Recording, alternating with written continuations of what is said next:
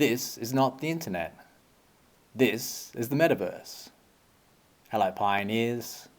Today we're going to do part 2 on the bridge to Binance Smart Chain and discuss all the things we've learnt in the last week and why bridging to Binance Smart Chain is so important. So this is what we're going to be discussing, right? The bridge through Pi over to WPI for our wrap token. Right? But before we do that, right, we need to discuss this very important thing, which is we're currently in enclosed mainnet. Right? There's no denying that. Right? So if we're in enclosed mainnet, then the exchange of Pi for other cryptocurrencies is not allowed. It's very simple. Right? Now, this doesn't mean that this project's bad or anything. In fact, I think the project's great. Right? But in enclosed mainnet, you know, we're not allowed to use it. Right? So don't use it. It's as simple as. Now, there's no reason to be going around calling it a scam or anything like that, right? Because even if it is, right, no one's going to get hurt here, right? And that's because the core team owns all the nodes, right?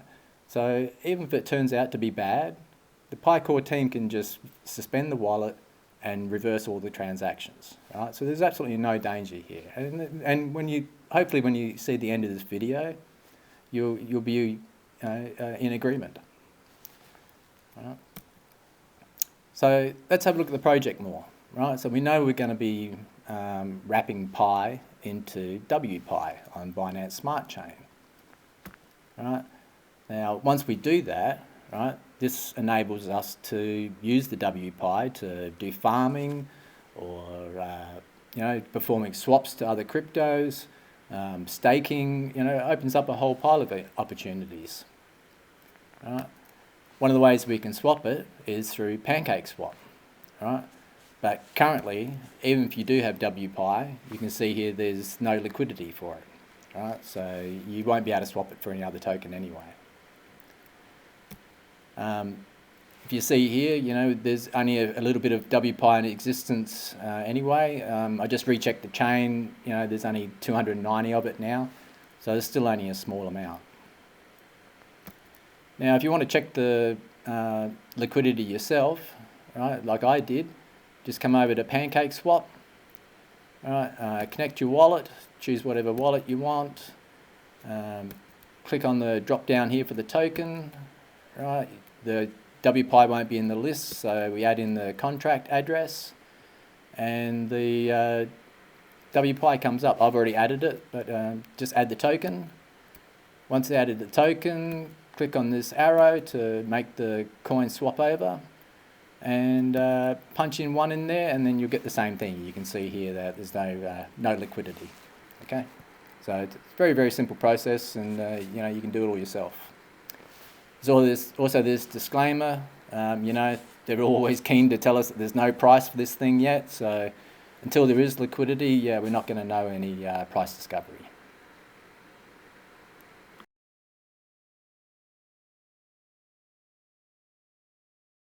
So let's look at some of the developments that we've had. We've had a new menu item appear, right, which is for an over-the-counter desk, and a partnership announcement with Hapito. Now, an over-the-counter desk is where they look after high volumes of trade, you know, so, and for large amounts of crypto that you can't normally exchange through swaps or on exchanges, you know, because, you know, there's basically not enough people trading that, you know, you gobble up all the trades and you get too much slippage as well, right? So it's going to be interesting what this is all about. Binance has its own OTC desk, and you can also do OTC on swaps. Right, and it's pretty well just a simple matter of, you know, opening up a chat and saying, you know, I've got 1,000 BTC I want to swap. You know, what price will you give me? You know, you negotiate the price and off you go.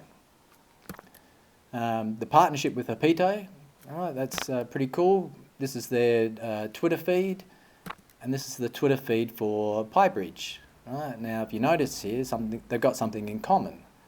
Right, and that's they both opened in June 2021. So that's quite a coincidence. Looking at the Hapito app, right? This is what we call a lifestyle app, right? Strive to accomplish your goals, right? Organise your daily tasks, get things done with joy, apparently. Gamification of your life, right? So, this is where you can do tasks like floss your teeth, go to the gym, drink water, right? And track your habits and goals. Players use Hapito to improve fitness and wellness, school and work, and you can also set your own tasks. Now, if we look at, this is out of the Telegram group for PIbridge, right, you can see here they're talking about releasing the OTC market and applications for use of WPI. Right? And of course, they're mentioning the price again. There's no value to it. This is me signing up to Hapito. Right? You can do your icon, sign up for what you want to have your tasks for, and then this is where you come into, So you can see here there's all different types of tasks that, you can run, and you'll earn crypto for accomplishing these things. If you look at the frequently asked questions, I'm not going to go through these, but, if you take a good look at all this, go through, the main thing to take away from this is that, sure, you're going to be rewarded for completing tasks, but you're also going to be punished for not doing your tasks, right? So there's a double-edged sword here. And again, you can see here that we're using WPI as the currency for all of this.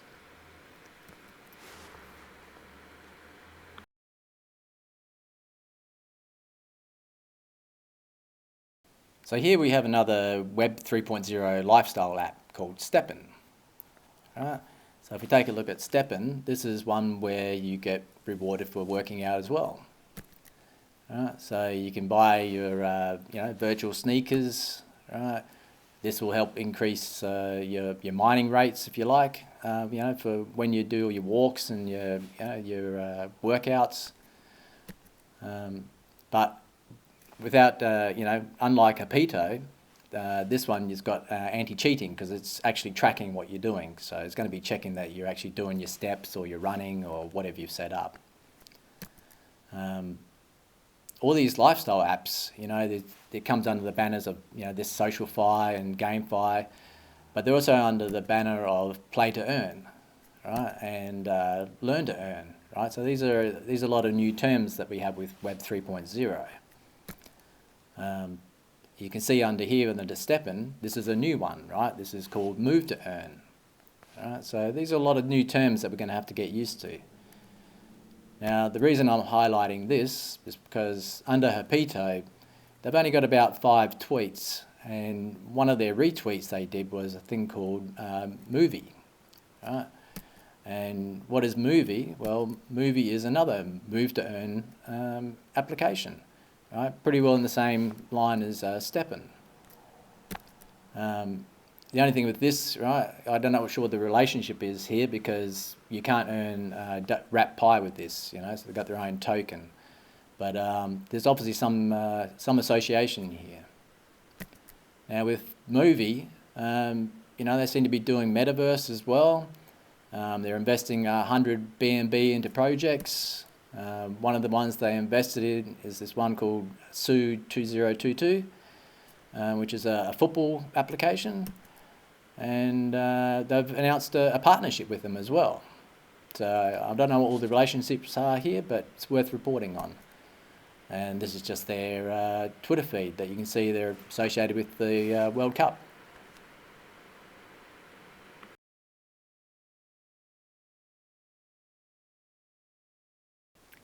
Now in this next part, I'm going to get quite techo, so you have to excuse me for that. But if you're interested, I find this stuff quite good, and it's how we've been keeping a track of what PIbridge has been up to.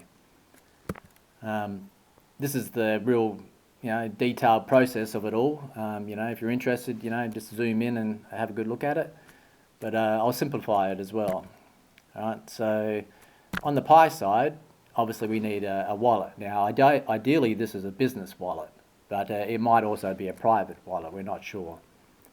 On the Binance Smart Chain side, You know, what we did, we watched the chain, right? So what they did was they created a wrap token, defined a bridge contract, then they created a new contract, created a test wallet, created the bridge wallet, added BNB for gas fees, and then they started doing some test wraps of Pi.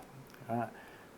This comes from a null wallet, right? And this is how they, when you unwrap Pi, it goes into this null wallet as well to get burnt, right? So it's created and destroyed.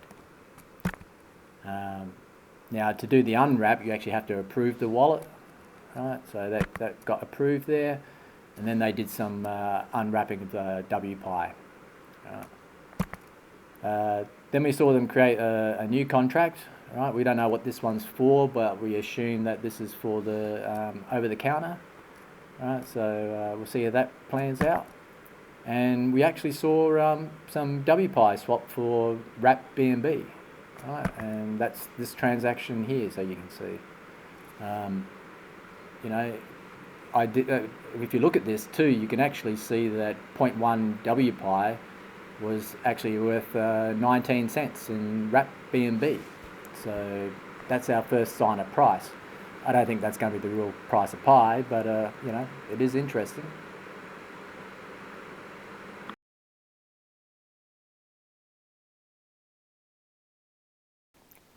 Now let's take a look at why PIbridge is bridging over to Binance Smart Chain, you know, and what the importance of that is. Right. Now, to start with, right, we need to look at smart technology, right? Because there seems to be a lot of things labelled smart. Right? This all started with smartphones. Right? Then it's evolved into smartwatches, smart fridges, smart meters, smart TVs, smart cities, and smart homes. Right? So you can see a lot of things here. Everything seems to be labelled smart and seems to be in its own smart ecosystem, if you like. Right? And when we come to crypto, right, we have Binance Smart Chain. Right? It's another smart. Okay? What else does crypto bring? Right? It brings smart contracts. Right? So we're starting to see a pattern here, right? What else do we have on Binance Smart Chain? Right? What else could be smart on here that, you know, could catch our eye? Right? Well, there's a project called Feg Token. Right? And Feg Token brings in smart DeFi. Right? Now, the thing with smart DeFi is that it's supposed to prevent rug pulls. Right? And one of the ways they do this is they burn half the token supply. I'm not really sure how that mechanism works, but that's what they purport it to be. And coming in Q4, they're launching Smart DeFi 2.0. What else do we have? Right? Well, there's another project called DeFinder that I knew about. Right? Now, what has DeFinder got to do with smart? Right? Well, DeFinder used to be called Smartlands. Right? And Smartlands is tokenizing all real estate assets, all through Europe, Liechtenstein, Ukraine, and all through Asia. Right? So we've got another smart association here. And DeFinder just recently came over to Binance Smart Chain. And the chain that it was on before was our little old cousin, it's the Stellar blockchain. Right? So there's a lot of links here. Right? So hopefully you can see why Binance Smart Chains are quite important. That's about it for the video. You know, really this is all about, you know, reporting on a new Pi project. We don't know what's going on. It's still in enclosed mainnet, yeah, yet it's doing wrap tokens and everything. So this is really at the point where you really need to sit back, watch it unfold. We're keeping an eye on it and we're reporting on it. And we'll see what, you know, wait for core team to give the go-ahead, whether he can use it or not, you know. And I assume that'll come with open mainnet. And to be honest, I think we're getting pretty close to seeing that. All right. So I hope you enjoyed the video. I hope it was informative. You know, we'll keep reporting on the developments and see what's happening. And until next time, I'll catch you later.